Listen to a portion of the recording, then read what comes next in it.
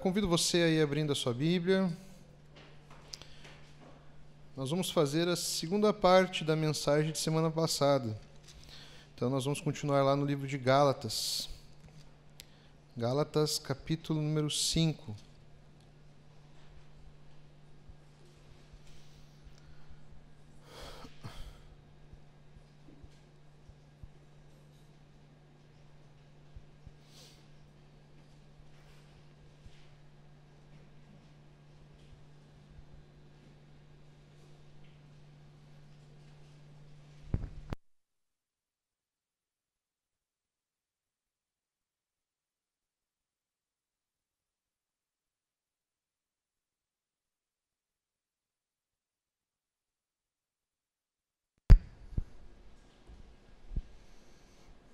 Amém?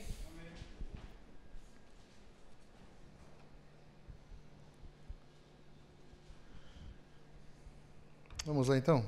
Vamos orar antes da gente começar? Obrigado, Deus. Obrigado, Pai, pela Tua graça, pelo Teu amor, pelo Teu perdão. Perdoa, Deus, nossos pecados, nossas falhas, ó Deus, contra Ti.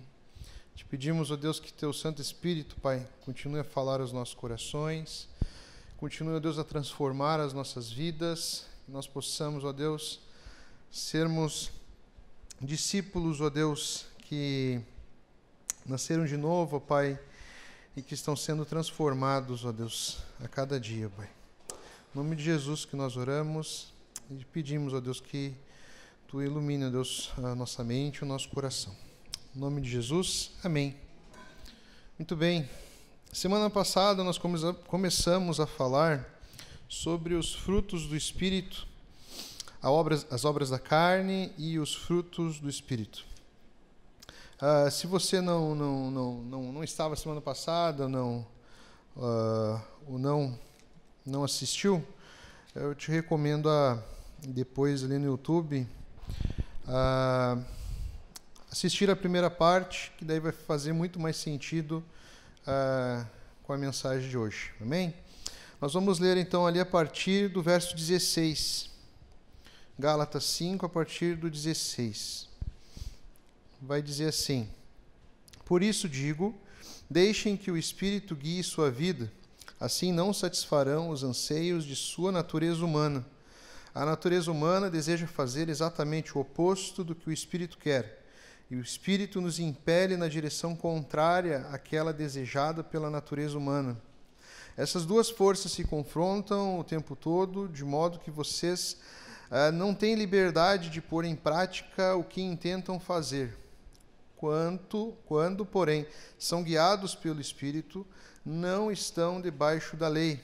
Quando seguem os desejos da natureza humana, os resultados são extremamente claros: imoralidade sexual, impureza, sensualidade, idolatria, feitiçaria, hostilidade, discórdias, ciúmes, acessos de raiva, ambições egoístas, dissensões, divisões, inveja, bebedeiras, festanças desregradas e outros pecados semelhantes. Repito o que disse antes: quem pratica essas coisas não herdará o reino de Deus. Mas o Espírito produz este fruto: amor, alegria, paz, paciência, amabilidade, bondade, fidelidade e mansidão e domínio próprio. Não há lei contra estas coisas. Aqueles que pertencem a Cristo Jesus crucificaram as paixões e os desejos de sua natureza humana. Uma vez que vivemos pelo Espírito, seguimos a direção do Espírito em todas as áreas da nossa vida. Não nos tornemos orgulhosos, provocando e invejando uns aos outros. Amém? Muito bem. Semana passada, a gente viu um pouco desse texto e a gente viu aqui os dois lados opostos, né? Ou nós estamos trabalhando para a carne, né? Estamos produzindo obras da carne, estamos entregues à nossa natureza humana, que, como nós vimos, é uma natureza pecadora. Estamos também debaixo da lei, porque nós tentamos chegar até Deus e tentamos acertar a nossa vida com Deus a partir do nosso esforço e do nosso empenho, né? Da nossa desenvoltura.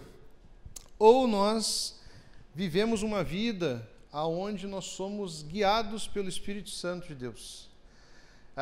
E esse Espírito Santo de Deus, ele cria em nós o que nós chamamos aqui, Paulo vai chamar de fruto do Espírito.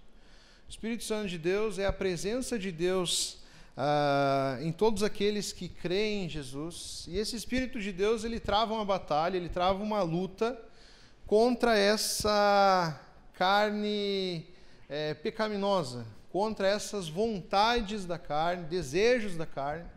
Então o Espírito Santo, ele trava o que a gente pode chamar, né, de bipolaridade cristã, né? É um espírito que está num ambiente hostil e ele vai moldando, transformando a nossa vida, a nossa personalidade, e ao mesmo tempo ele vai lutando contra os intentos, né, os desejos da carne que habita em nós, tá? E hoje a gente vai falar um pouco sobre o que são as obras da carne e o que é o fruto do Espírito. Acredito que seja importante e válido nos nossos dias sabermos essas diferenças, né? E muito porque nós temos um erro no nosso julgamento, e o nosso julgamento ele é sempre muito superficial. A gente julga o que é certo, o que é errado, baseado nas evidências, baseado também muitas vezes nos nossos achismos, né? Eu faço isso, eu acho que é assim, né? Eu tenho pavor desse eu acho que é assim. A gente negligencia o que a palavra de Deus nos orienta. Essa negligência é tão grande que hoje é muito comum nós vermos cristãos buscando as obras da carne, pensando que essas obras fazem parte do fruto do Espírito. Então, é muito comum nós vermos cristãos felizes por terem uma ambição egoísta. Nós vemos muitas vezes cristãos felizes por estar dentro de uma discórdia, por estar alimentando uma competição contra o seu irmão. Então, por isso que a gente precisa sempre olhar para a palavra de Deus e ver o que a palavra de Deus aponta a nós, o que ela nos ensina. Então, o primeiro objetivo aqui é nós vermos o que são essas obras da carne. Nós temos uma lista aqui. John Stott, ele diz que a nossa velha natureza é secreta e invisível, mas as suas obras, as palavras e atos pelos quais ela se manifesta são públicos e evidentes. Ou seja, por mais que a natureza toda dessas obras elas estejam internas aqui no nosso coração, elas em algum momento elas se manifestam publicamente, elas são evidentes, né? Conforme Paulo vai dizer, né?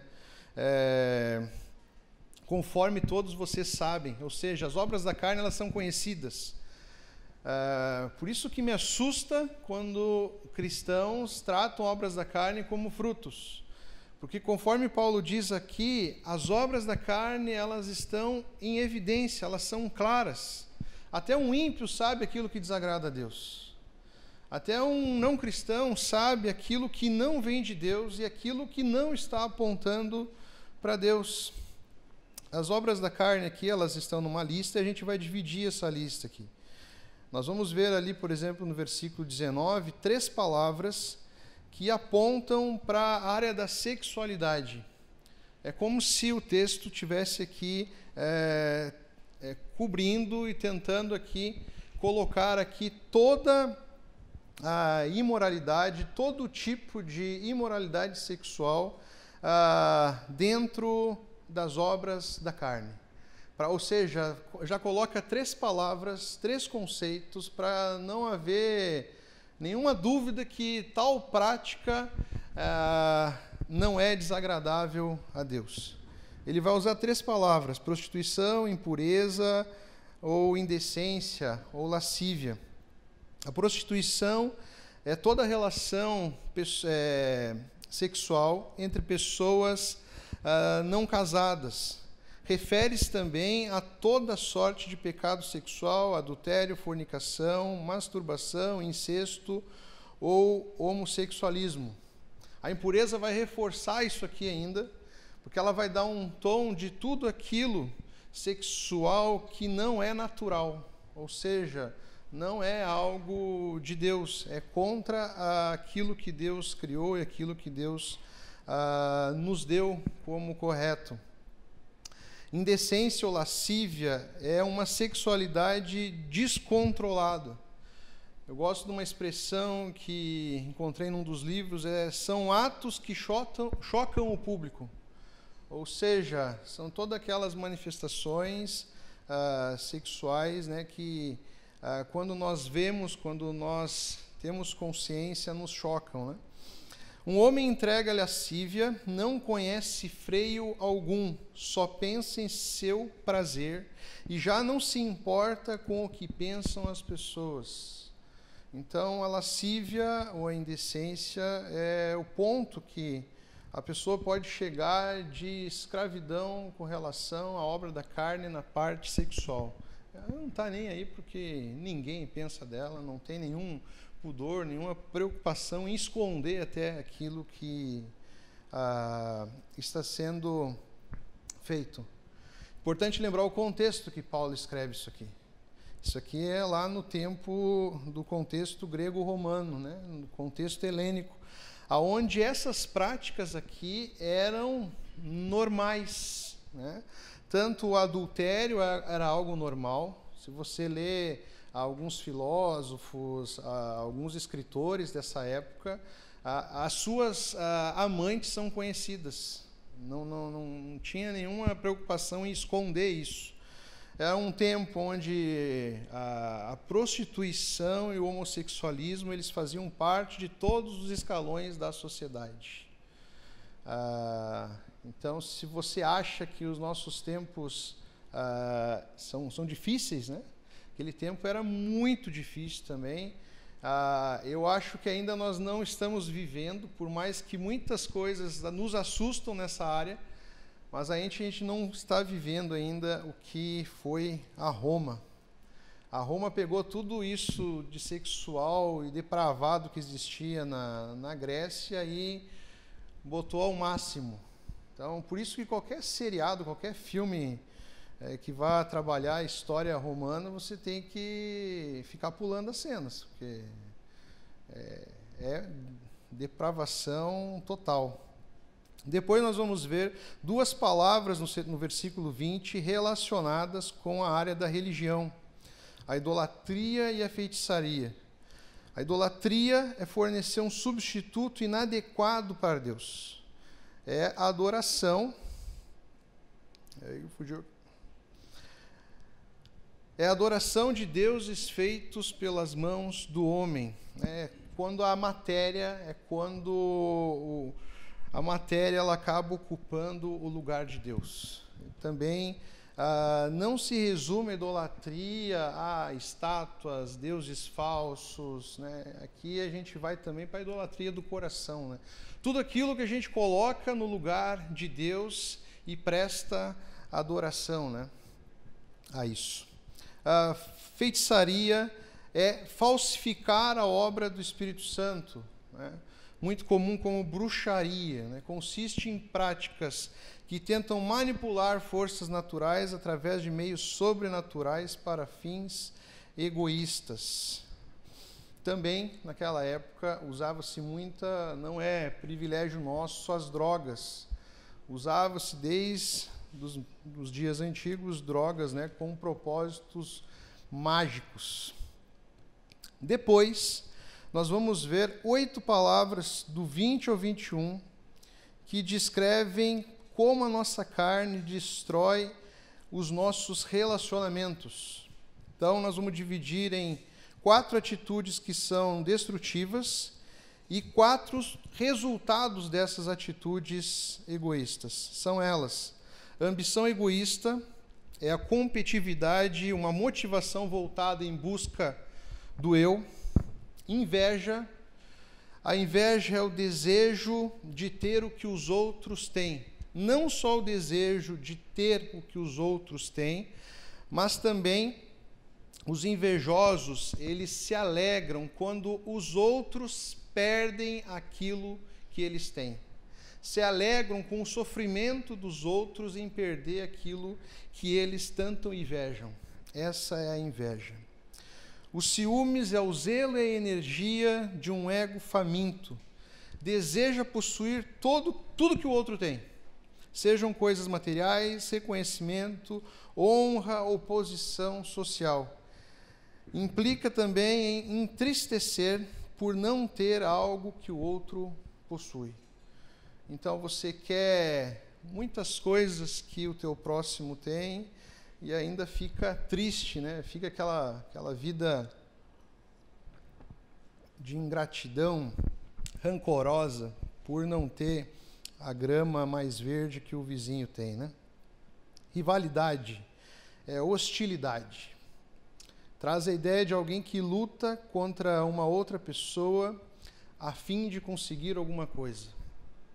Então, trava-se o que nós vamos chamar de rivalidade. As consequências dessas obras da carne, elas geram inimizades, iras, discórdias e partidarismo.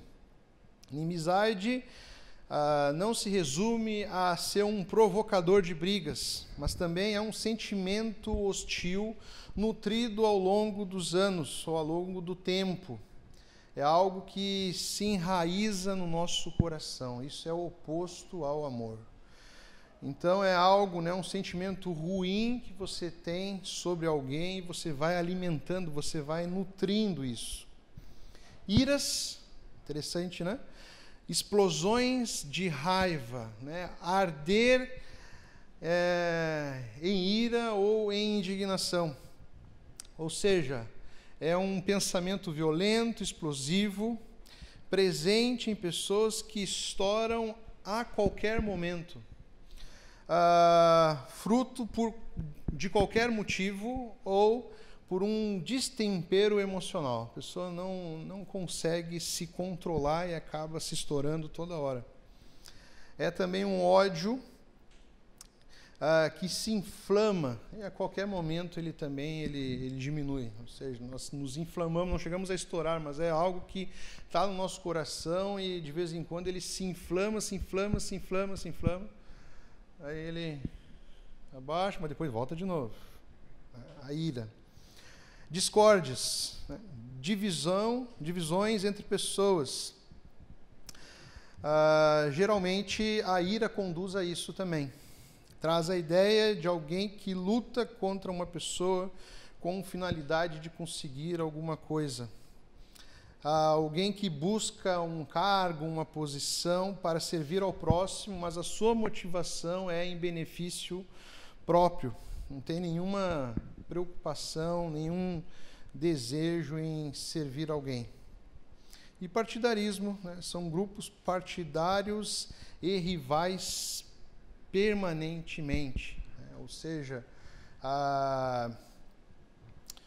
você entrar para dentro de um grupo, de uma panela, né, e viver ali em divisão. Interessante que muitas dessas coisas Paulo está direcionando aqui para os religiosos, aqueles que são cristãos. Se você vê a lista ela vai se dividir em coisas que são direcionadas, são características de pessoas que não são cristãs, como a imoralidade, a bebedeira. E tem outras partes dessa lista, como ambição, inveja, ciúme, partidarismo, são coisas muito comuns nos meios religiosos, no meio cristão. São assuntos, por exemplo, que frequentemente Paulo está abordando nas suas cartas. Paulo está sempre trabalhando essas questões nas igrejas. Tem mais duas palavrinhas, bebedeiras e orgias. Essas duas palavras elas estão conectadas, uma tentando reforçar a outra. Aqui essas orgias elas não são sexuais, seria aqui bebedice, né? Ou o vício, o excesso em comportamentos e em substâncias, né? Que provocam e que criam o prazer.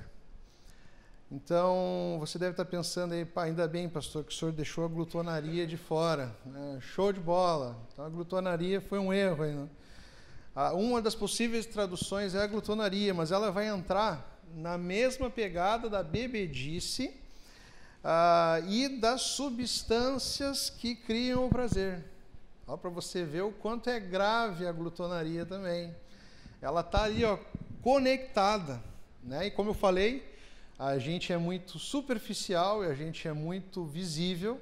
Crente adora condenar quem se entrega às bebedices, mas tapa com a peneira, né, a sua própria glutonaria, né? O que significa isso? É uma busca desenfreada pelo prazer, seja pela comida ou por outra coisa. Bom, mas a lista também vai dizer que essas coisas, elas não vêm de Deus. Elas são obras da nossa carne. Elas estão ali nos destruindo. Elas estão ali a cada dia fazendo com que o nosso corpo, o nosso espírito, a nossa vida, ela entre em decomposição. Mas, o texto tem um mas, tem um porém. Ele vai dizer que se nós somos guiados pelo Espírito, nós não estamos entregues, nós não somos escravos dessas obras da carne. Pelo contrário, o Espírito produz em nós o que ele vai chamar de fruto. Um cara chamado Howard, ele vai dizer que uma obra é algo que o homem produz por si mesmo, e o fruto é algo produzido por um poder que não é dele mesmo. Todas essas coisas que a gente listou aqui, que são as obras da carne, elas são obras nossas. Tem a nossa assinatura aí. Mas o fruto do Espírito não é algo que nós temos condições de produzir por si próprios. Só é possível produzir o fruto do Espírito, o Espírito Santo de Deus. É Ele que produz esse fruto em cada um de nós.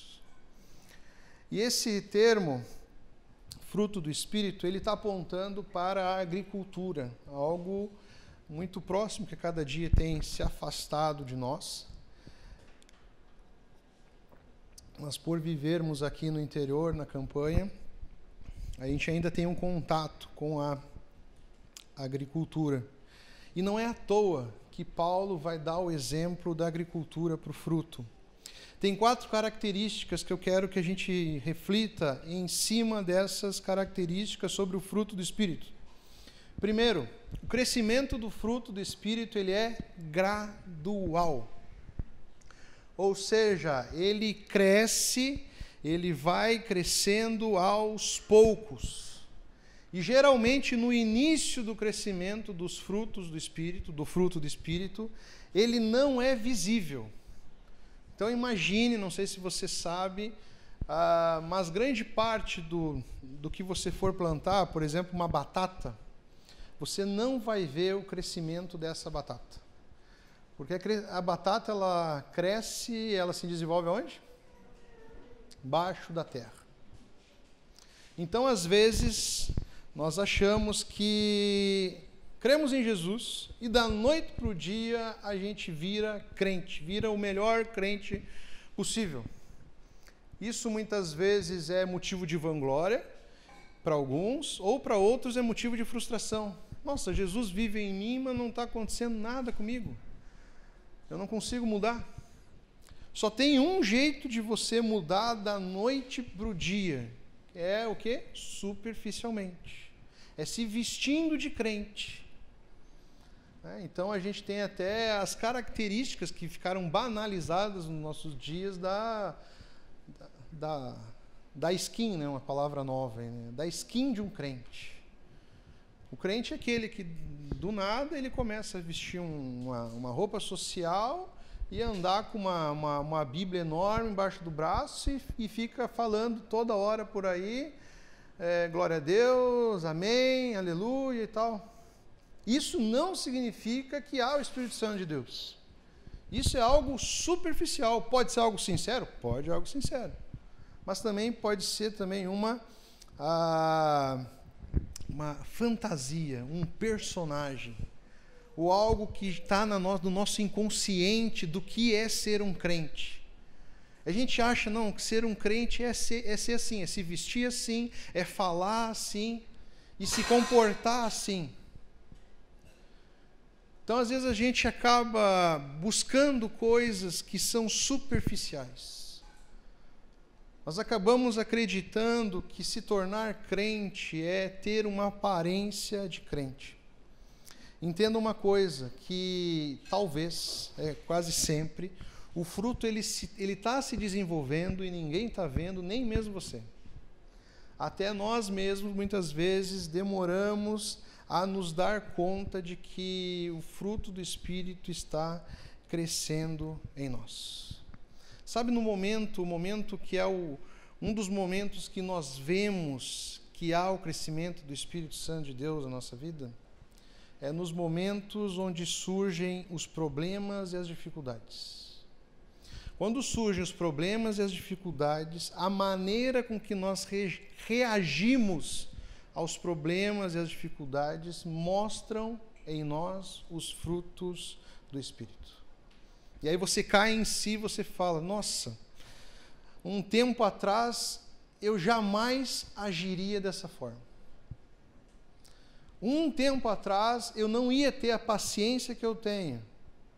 Há um tempo atrás eu estouraria, eu não ia conseguir ter domínio próprio. Então, o fruto do Espírito, ele surge, principalmente, nós vemos o fruto, nós conseguimos enxergar ele na nossa vida nos momentos mais difíceis. O crescimento do fruto do Espírito, 2, ele é inevitável. Se existe a presença do Espírito Santo em nós, em algum tempo, essa semente desse fruto vai brotar, ela vai crescer, em algum momento ela vai mostrar o seu poder. É inevitável. Não tente dar um migué que, não, em alguns não nasce assim. Não, é inevitável. Lá em casa, tem uma parte lá de casa, do lado do quarto que era das meninas, tem uma janela e dá para uma areazinha que eu nunca abri, se eu entrei uma vez ali foi muito, foi só quando a gente foi ver a casa para alugar. Então tem uma portinha lá, que a portinha, para vocês terem noção que eu nunca entrei, ela se conectou com a parede e ela não quer abrir mais, ela acha que ela é parede, então virou um paredão de concreto lá. Aí aconteceu uma coisa, eu nunca olho para lá para fora também. De repente, eu vi umas folhinhas assim, abanando para cima. Quando eu olho, tem uma árvore. Uma árvore. Ali tem piso, ali tem concreto, e nasceu uma árvore. Ou seja, uma semente caiu ali, adentrou o solo, e o seu crescimento foi inevitável. Ela foi abrindo o espaço. Aí agora eu tenho um problema. Até eu tenho que ir lá na imobiliária e falar, vocês precisam abrir aquela porta lá, porque aquela árvore, ninguém segura ela. Ela está quebrando todo o piso, ela está crescendo. E nós precisamos comer daquele fruto, porque são amoras. Aí a minha suspeita é que as minhas queridas filhas, ao comerem algum dia uma amorinha, jogaram uma amora, não sei como é que nasce a amora, mas acredito que deva ser assim, né? Mas, às vezes, a gente não sabe de onde veio, a gente só vê que aconteceu, né? Ninguém sabe de onde vem o Espírito e para onde ele vai. Quando vê, está lá, ó. Ou seja, o crescimento, ele é inevitável. Aí já fica a primeira reflexão. Há fruto crescendo em nossa vida. Uma pessoa salva pela fé em Jesus, ela é alguém que o fruto cresce e se desenvolve. É inevitável. Terceiro, o fruto do Espírito, ele tem raízes internas. As raízes do fruto do Espírito são profundas. Ela não é superficial, ela não é só a aparência, lembre-se disso. Não tem nada a ver com traços e características. No nosso mundo gospel, no nosso mundo cristão, a gente associa uma pessoa cheia do Espírito Santo, muitas vezes, a uma pessoa que tem um dom ou um talento relevante ou muito bom. Ou seja, a gente olha, por exemplo, para um pregador e fala assim, nossa, aquele pregador prega bem, aquele cara lá é cheio do Espírito Santo de Deus. Nossa, aquele evangelista lá, como ele evangeliza bem, aquele cara lá, olha, ele é cheio do Espírito Santo. Olha aquele grupo de louvor, como eles cantam bem, como eles são bons nos seus dons, eles são cheios do Espírito Santo de Deus. Mas não é assim que a obra, que a Bíblia trata o fruto do Espírito. O fruto do Espírito não tem nada a ver com dons e talentos. Uma prova disso é que Judas e Saul, por exemplo, eles fizeram milagres, eles profetizaram, eles fizeram muitas coisas. Mas eles não tinham um coração renovado pelo Espírito Santo de Deus. Isso é forte, né? Judas era um dos discípulos. Ele fez milagres, ele profetizou, ele andava com Jesus, mas nele não havia um coração renovado pelo Espírito. Ele foi usado pelo Espírito Santo de Deus. O rei Saul, a mesma coisa. Até se você lá tem chega num momento lá em que o Espírito Santo de Deus se aparta de Saul. Em nenhum momento Saul teve um coração renovado pelo Espírito Santo de Deus. Ser conduzido pelo Espírito, viver guiado pelo Espírito Santo de Deus, não está ligado a dons e talentos, e sim com o fruto do Espírito. Qual é a primeira parte do fruto do Espírito que o texto vai trabalhar aqui? Qual é? Pode falar alto. Amor. A primeira parte do fruto é o amor. Se você lembrar, Paulo vai trabalhar com a igreja lá, os coríntios. Eles super desejavam ter um dom espiritual em particular. Eles super desejavam, por exemplo, falar em línguas. E aí Paulo vai escrever lá em 1 Coríntios 13, do 1 ao 3. Mesmo que eu falasse a língua dos homens e dos anjos, mas não tivesse amor, seria como o metal que soa, ou seja, eu não seria nada. Nada disso me traria benefício algum. O que Paulo está dizendo aqui?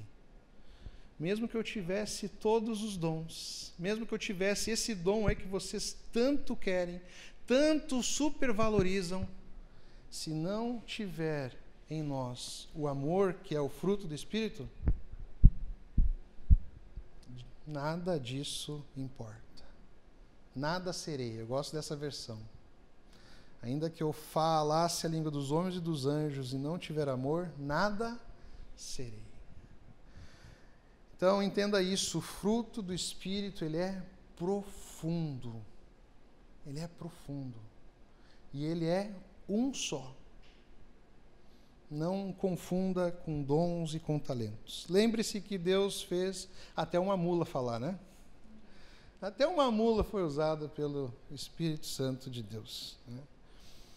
Outra, o 4, para a gente terminar essa parte. O crescimento, ele é simétrico. Paulo faz uso da palavra fruto no singular. Lembra-se que eu falei semana passada que não tem um sentido muito teológico para ser o fruto. Até eu dei o exemplo de um cacho de uva ou de uma bergamota. Uma bergamota que é mais legal, né? Como se cada gominho desses aqui fizesse parte do mesmo fruto, é um fruto só. Então, cada característica, cada fruto aqui que ele é dividido, aqui faz parte do mesmo fruto. O que significa isso? Ele é singular, ele cresce de forma simétrica, ele cresce em conjunto, ou seja, não é possível, não é obra do Espírito Santo de Deus quando você desenvolve só algumas características desse fruto e não todas. O fruto do Espírito, ele vai desenvolver todas essas características. Não tem como você ser o teu fruto, por exemplo, da bondade e não ter o fruto do autocontrole.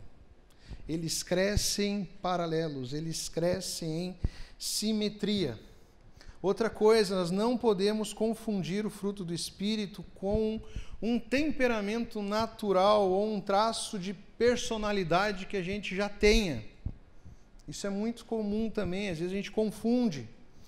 A gente vê uma pessoa, por exemplo, que é alegre, cheia de vida, mas ela já é assim, já faz parte da personalidade dela. Porém, ela não é uma pessoa digna de confiança. Não há simetria. Ou seja, essa alegria não é uma alegria que é um deleite em Deus. É uma alegria fruto de um traço de personalidade, fruto de uma natureza, de algo natural. Ela é feliz e alegre por natureza. Ou seja, outro exemplo, é uma pessoa que é tranquila, imperturbável. Né? Já é de nascença, assim, é uma paz. Né? Porém, ela não é bondosa, ela não é amável. Entendeu? Não é o fruto do Espírito. Porque se há o fruto do Espírito, todas essas características, elas vão crescer de uma maneira parelha, igual. João vai ensinar, lá em 1 João 4,20, ele vai dizer assim: se alguém diz, eu amo a Deus, e odeia o seu irmão, é mentiroso. João, por exemplo, ele não diz que se um homem não ama a Deus, lhe falta equilíbrio. Ele chama essa pessoa de mentiroso. O que João está querendo dizer? Que o verdadeiro amor a Deus sempre vai acompanhar o amor ao próximo. Entenderam? Ou seja, bondade. Então, todas essas características, elas devem existir nesse fruto do Espírito que cresce a cada dia em nós. Amém? Quais são as partes do fruto do Espírito? A gente vai ver um pouquinho de cada um deles. Primeiro, o amor. Servir uma pessoa para o bem dela, simplesmente pelo seu próprio valor. Não é amar uma pessoa pensando naquilo que a pessoa pode nos dar ou pode nos oferecer. O amor de Deus, ele é incondicional. A falsificação desse amor, que muitas vezes brota, é um amor egoísta. É quando nós somos atraídos por alguém, não pelo que essa pessoa é, o que nós podemos oferecer a ela, mas simplesmente pelo sentimento que essa pessoa faz com que nós sintamos de nós mesmos.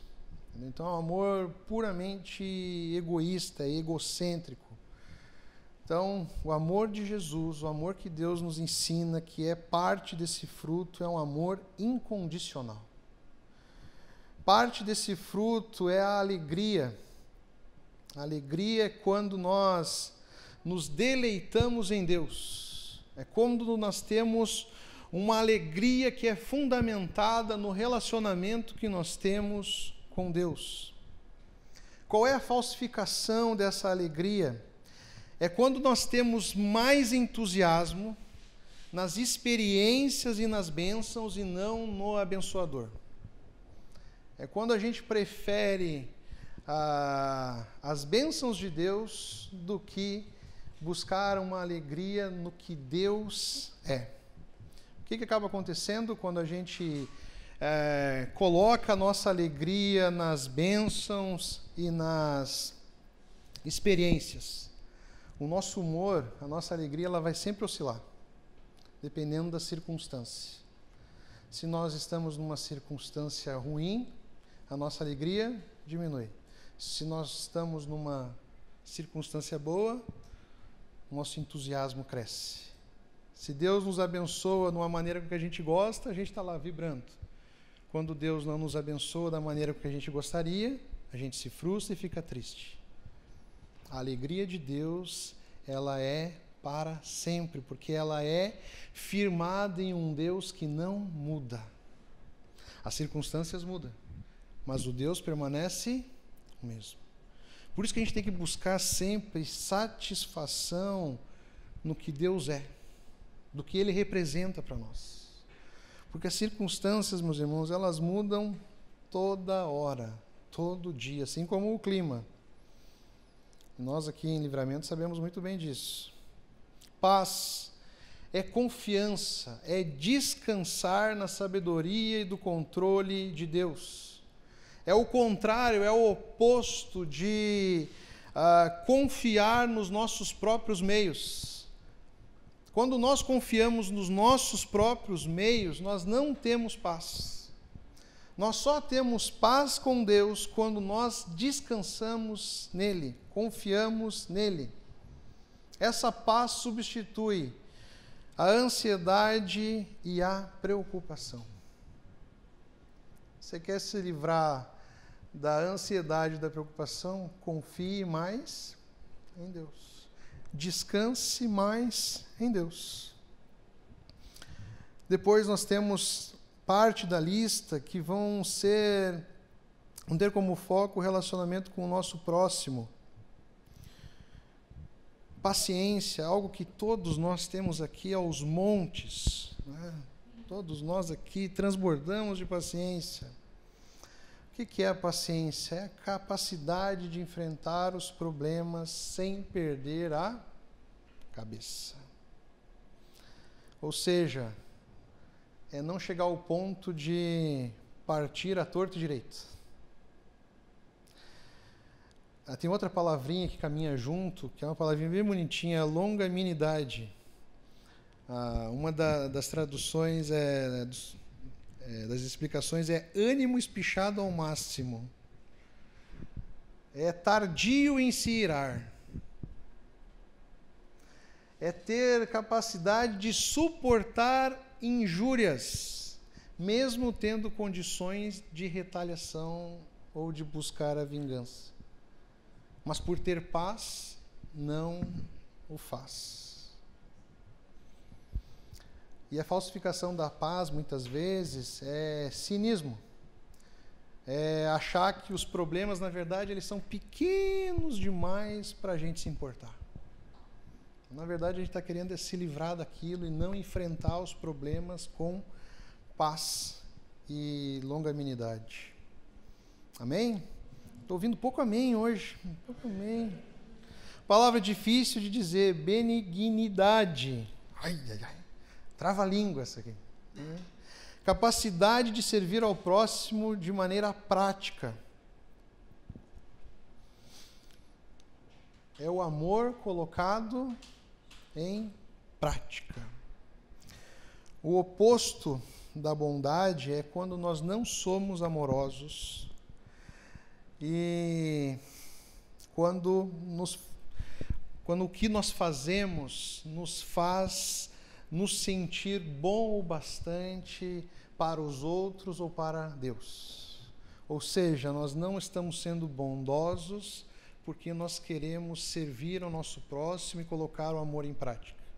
Nós queremos nos aparecer para os outros ou até mesmo para Deus. Olha lá como aquele cara é bondoso.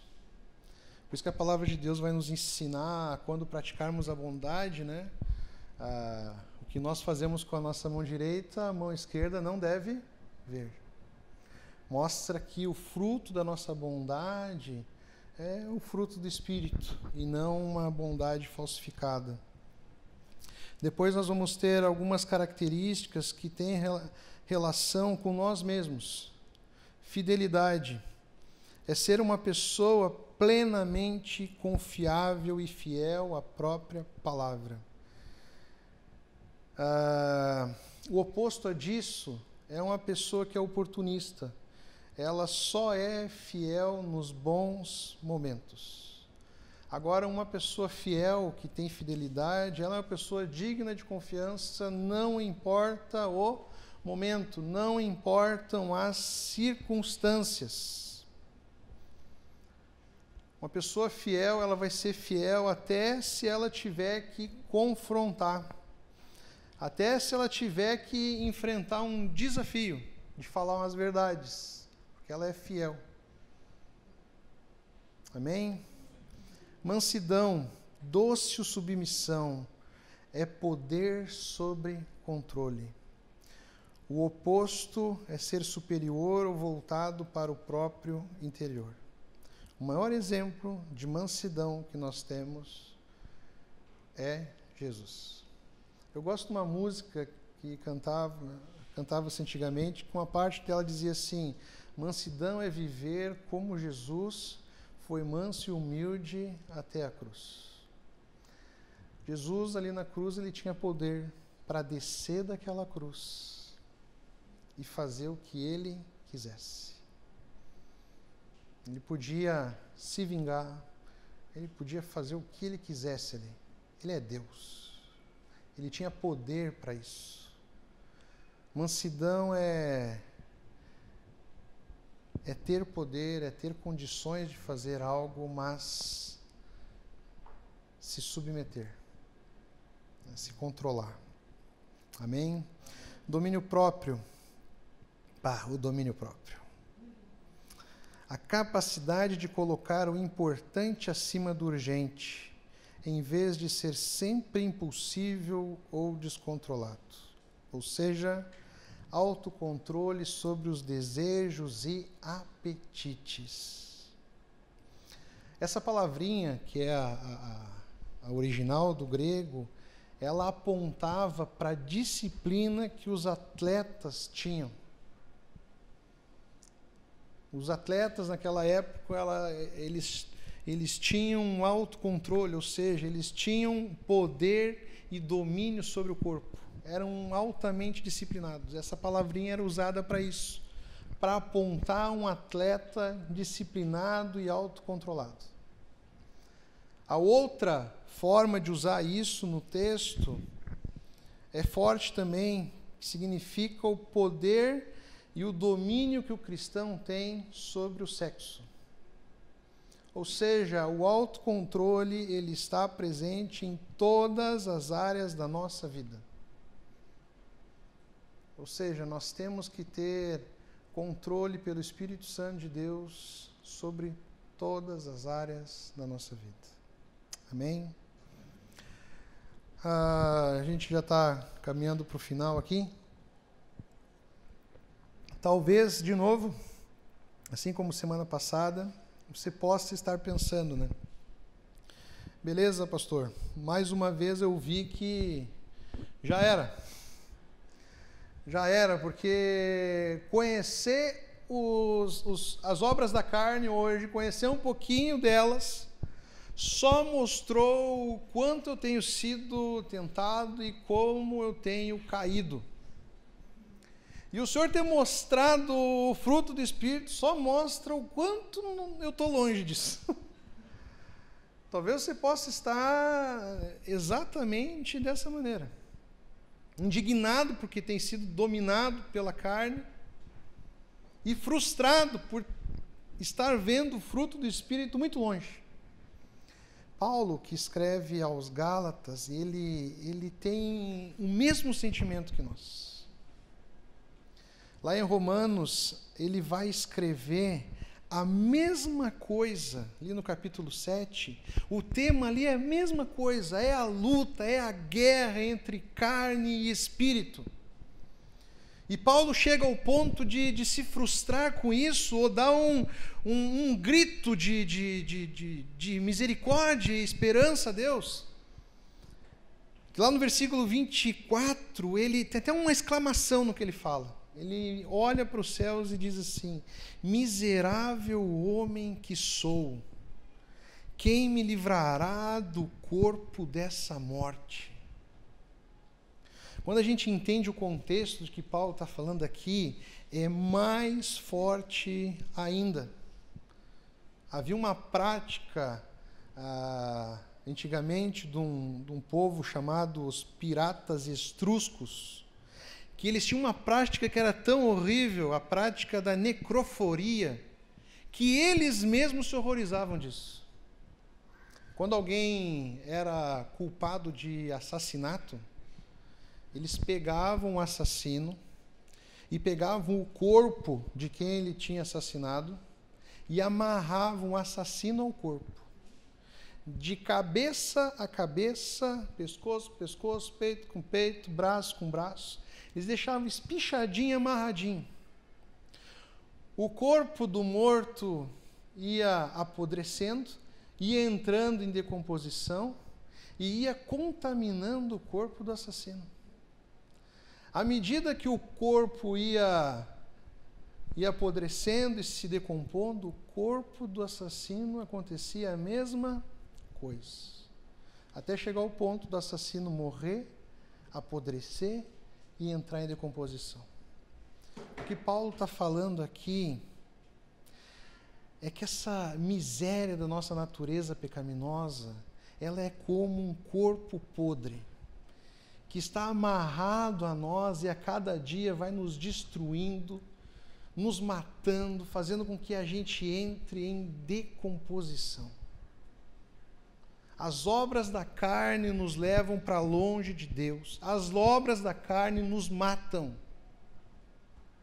Agora, assim como Paulo ali em Romanos, ele dá o exemplo de alguém amarrado a um corpo de morte, aqui em Gálatas ele dá o exemplo de alguém amarrado a um corpo de vida.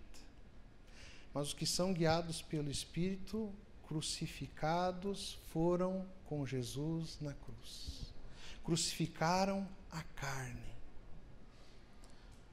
Ou seja, meus irmãos, a salvação para nós, a salvação de uma morte miserável, é crer no sacrifício de Jesus. É crer que Jesus Cristo ali na cruz, ele morreu pelos nossos pecados.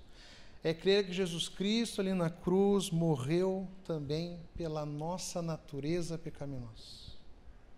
A salvação para nós, meus irmãos, é que Jesus Cristo venceu a morte. É nisso que nós podemos descansar. O fruto do Espírito não é obra nossa. É Ele que vence a natureza humana. É Ele que produz em nós esse fruto que é o amor. É Ele. Nós precisamos orar, nós precisamos examinar a nós mesmos. Eu sempre falo que a cada tanto tempo a gente tem que parar tudo, olhar para nós mesmos e vermos se nós estamos conseguindo enxergar em nós o fruto do Espírito. Como nós falamos aqui, ele demora, ele tem o seu tempo, mas ele precisa ser inevitável. A cada tanto tempo a gente precisa se examinar e ver o que tem mudado em nós. A gente precisa ver aquela árvore que brota do cimento, que brota do concreto. Não importa o quão duro esteja o seu coração. Não importa o quão depravado esteja a sua vida. O fruto do Espírito Santo de Deus tem poder. Um dos exemplos que eu vi em um livro, o autor, acho que foi o Timothy Keller, ele dá um exemplo de um caso que aconteceu num cemitério, em algum lugar, de um fruto de uma árvore, que eu não vou lembrar qual, que nasceu no meio de uma peça de mármore. Algo que chamou muito atenção em toda a região. Um fruto que furou, que quebrou um mármore. Nasceu no meio do mármore. Assim é o poder de Deus na nossa vida. Se você sair pela essa porta, tentando vencer a carne com as suas próprias mãos, a derrota é certa. Nós devemos buscar a Deus dia e de noite, pedir a Deus que tenha poder sobre a nossa vida, que frutifique o fruto do Espírito em nós. Assim a carne ela vai perdendo domínio sobre a nossa vida. Não confunda características naturais com o fruto do Espírito. Lembre-se, todas as características do fruto, elas devem crescer e brotar. Às vezes, na nossa ignorância, a gente vai fazendo assim, não, eu tenho esse. Aqueles ali, não, mas 3 já está bom, né? 4 está bom. Não, não é assim. Não racionalize, não justifique. Se tem áreas na tua vida que não estão se desenvolvendo, clame a Deus. Deus, eu preciso ser transformado. Eu preciso ser mudado por Ti. Identifique os ídolos que precisam ser identificados e arrancados da sua vida. Os ídolos, eles substituem Cristo no nosso coração. O que você tem idolatrado? O que você tem colocado como esperança? O que você tem colocado como salvação na sua vida? A minha oração é que nós possamos ser verdadeiros forasteiros, como nós temos trabalhado na nossa série. Um forasteiro verdadeiro é aquele que frutifica o fruto do Espírito. Que cada um aqui possa ter na sua vida o fruto crescendo e sendo transformado. O fruto do Espírito, ele transforma não só a nossa vida, mas ele transforma também as pessoas que vivem ao nosso redor, transforma o ambiente que nós vivemos. Por isso que eu sempre falo que a salvação para o nosso mundo é Deus. Se as pessoas tiverem Deus na sua vida genuinamente, as suas vidas serão transformadas.